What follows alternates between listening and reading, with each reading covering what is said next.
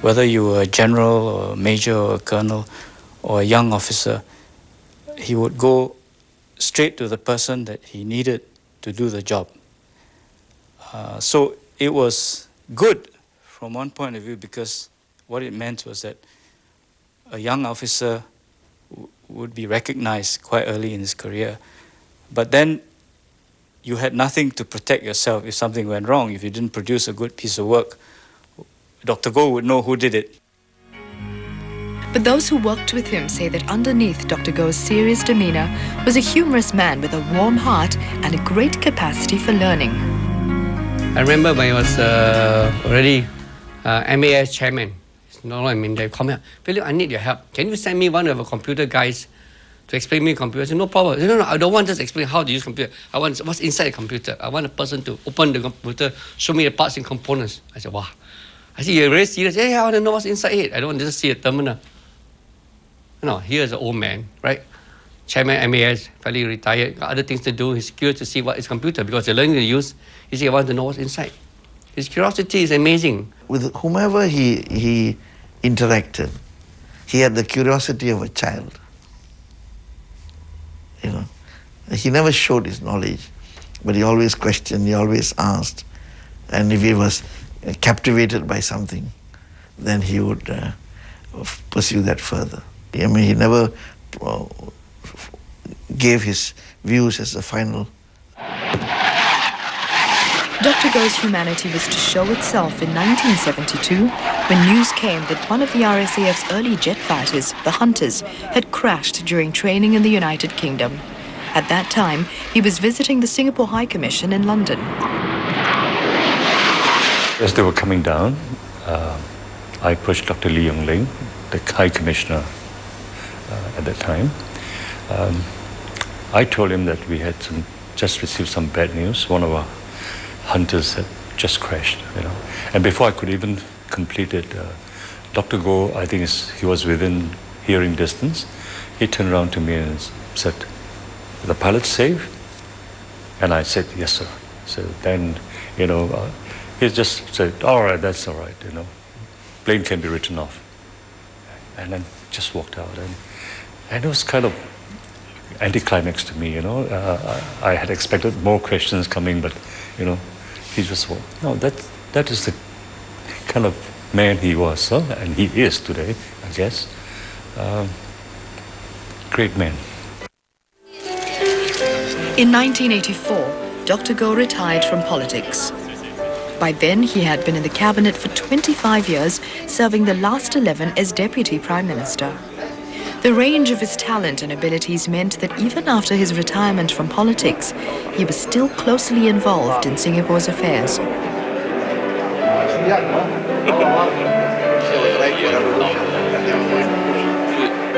He was the invisible advisor to the EDB and was in demand as a consultant to other countries, such as the economic advisor to China's coastal areas. Besides doing the honours at the launch of a book on the EDB, Dr. Goh published a trilogy of books on his own speeches and continued to write articles for publication.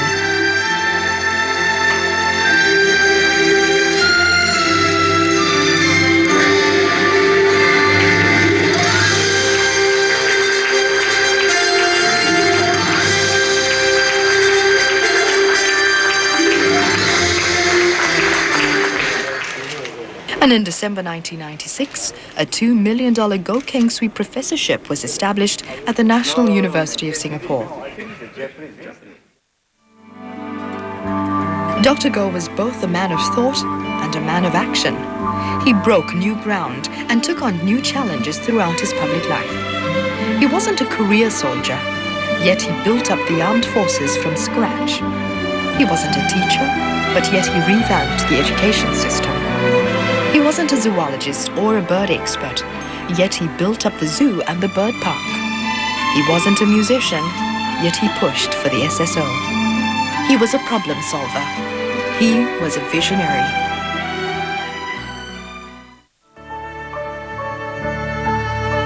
Mr. Lee Kuan Yew once said Dr. Goh's biggest contribution to him personally was that Dr. Goh stood up to him. In challenging his decisions, Mr. Lee said Dr. Goh made him re-examine the premises on which they were made. Mr. Lee said this benign tension made for a healthy and fruitful relationship.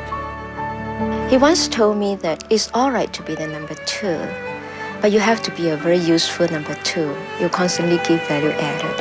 And as a number two, you have to sort of realize your own value and contribution. And it is good, complementary to quality, and also good that some people like to be at the forefront. They have the kind of charisma to be the forefront, to carry the ground. Some people are just not too good at that, but they are excellent strategists, planner. They are excellent problem solver. So he feels that he's more at that type. On their own, Dr. Goh will never not made a good prime minister. Mr. Lee Kuan Yew would not have made a good defense minister or finance minister. But the two of them together was a tremendous combination. If it had been any other way, I think Singapore's history would have been written differently.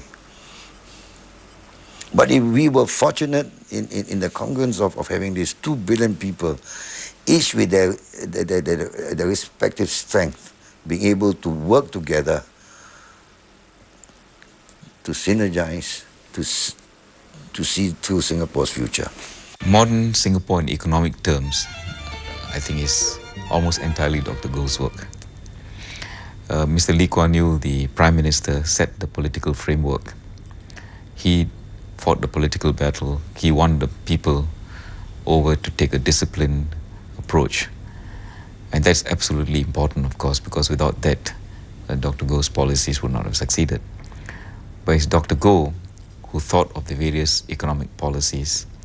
He was very creative. We talk nowadays about our lack of entrepreneurship in Singapore.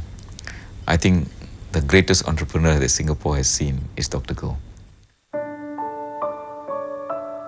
In his letter of appreciation to Dr. Goh on his retirement in 1984, Mr. Lee Kuan Yew said it was his good fortune to have strong men around him in cabinet, and his debt to Dr. Goh was immeasurable.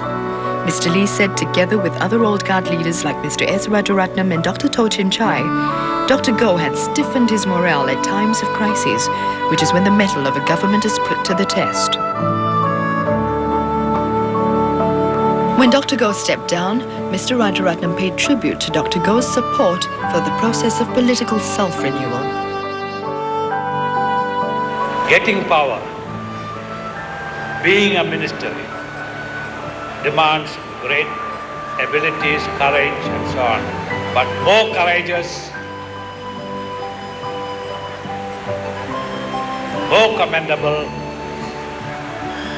is a man who says, I've got power, I'm giving it back to the people. That is greatness. And Dr. Goh is one of them. In 1985, the country's highest honor, the Order of Temasek First Class, was bestowed on Dr. Goh for his many contributions to the country. Perhaps Dr. Goh's own understanding of what it means to serve Singapore is best reflected in his words to the younger leaders entering politics just as he was leaving it.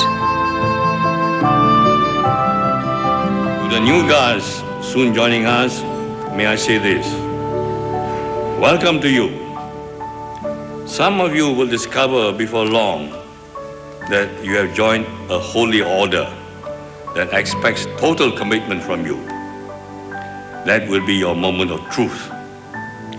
You will then regard the present condition of the Republic not as a pinnacle of achievement, but as a base from which to scale new heights.